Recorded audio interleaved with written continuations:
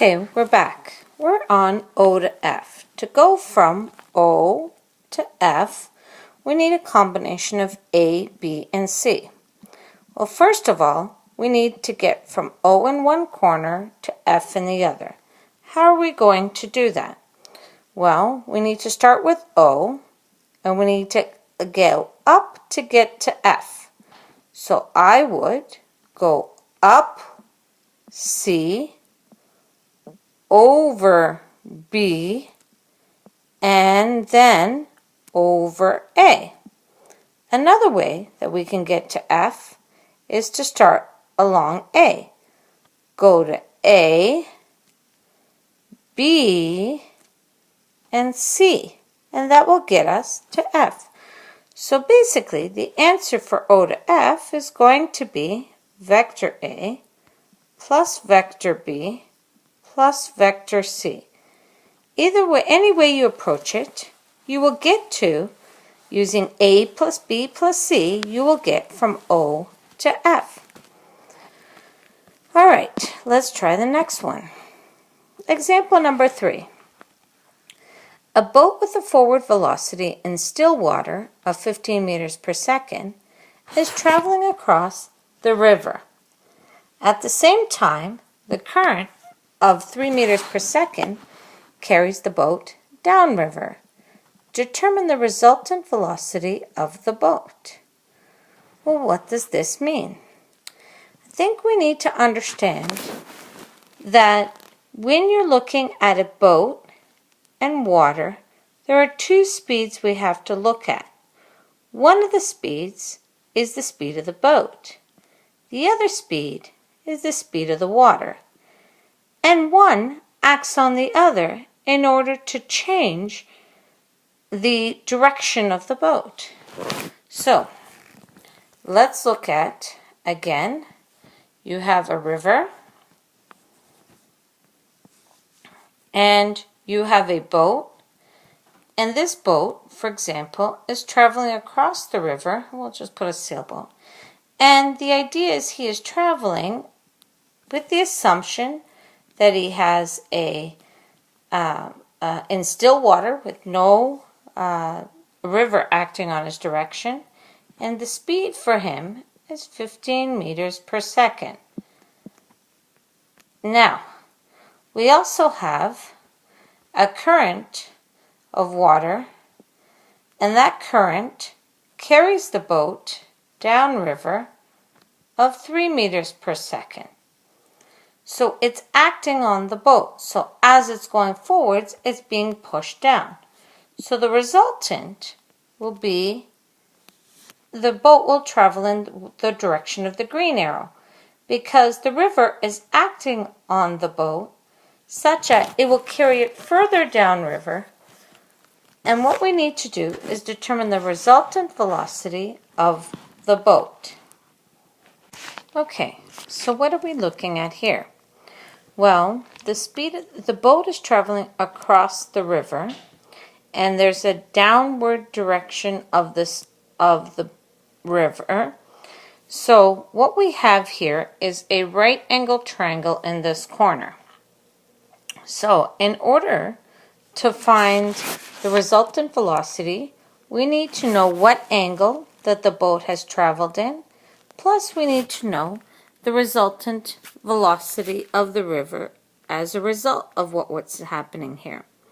What we need to do here is we will use Pythagorean Theorem to determine the resultant velocity.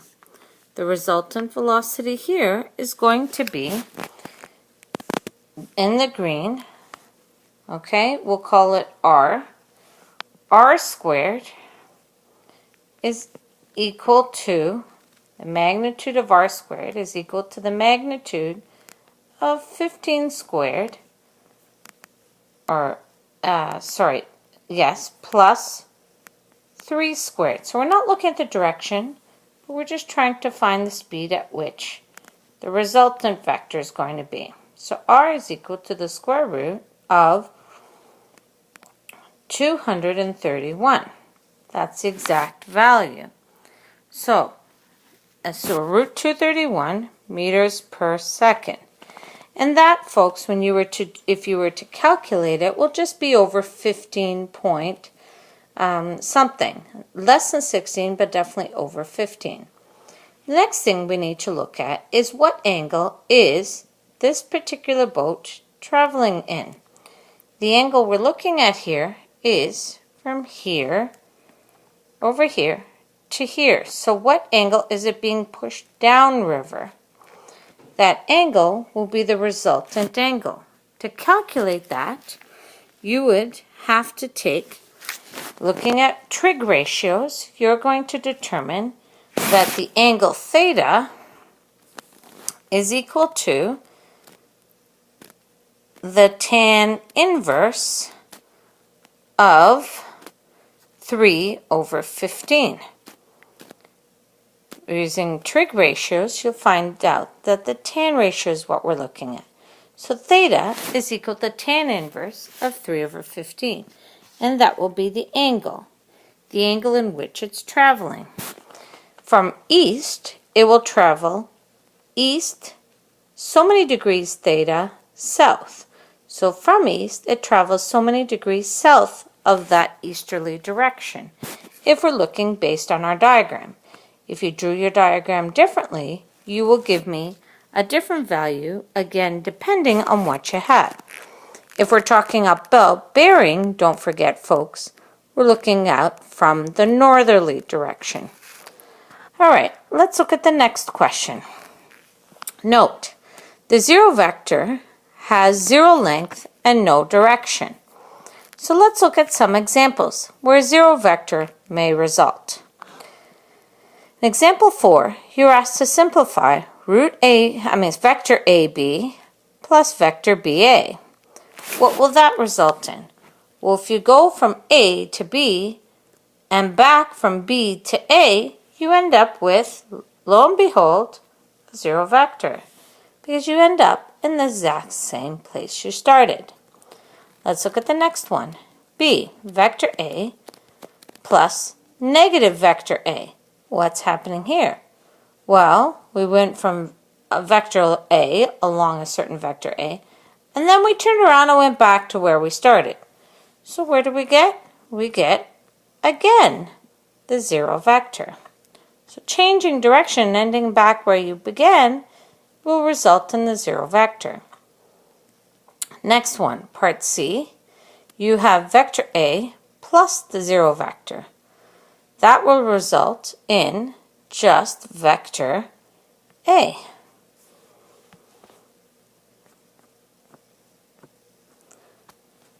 Part D, you have vector AB plus vector CA plus vector DC. What happens here? Well, we need to rearrange it so that it goes in a logical pattern.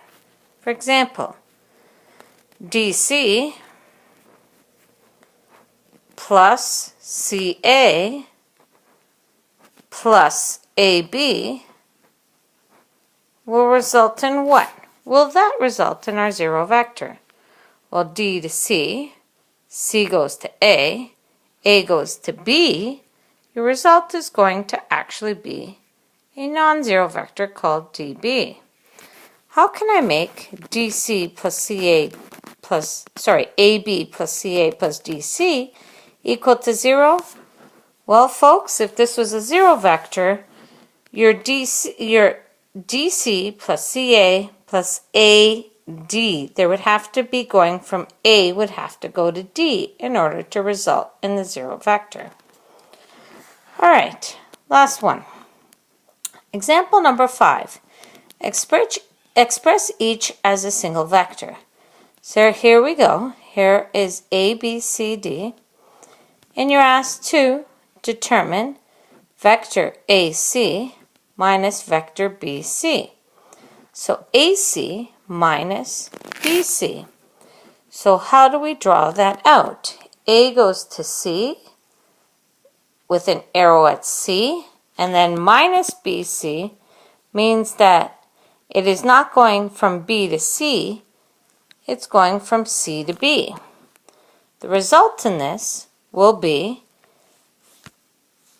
vector A, B. Let's look at the next one. Part B, vector AD minus vector CD. What will that result in? So let's go back and redraw AD now, AD in green, A to D, minus C to D. So instead of going from C to D, we're changing the direction and going from D to C. The result here will be vector AC. All right. That's the end of the vectors, folks. Hopefully this helps you. We'll go on to the next unit tomorrow. Take care.